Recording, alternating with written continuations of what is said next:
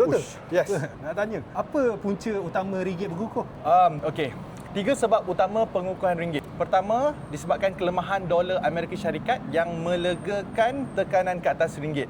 Yang kedua, kemasukan aliran modal dan keyakinan pelabur terhadap ekonomi Malaysia. Dan yang ketiga, prestasi ekspor ataupun perdagangan yang lebih baik.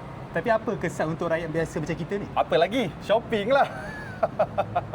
Gurau je. Kesannya barang import boleh jadi lebih murah, tapi pengeksport yang bergantung kepada dolar mungkin terkesan. Apa tindakan terbaik untuk rakyat atau pelabur?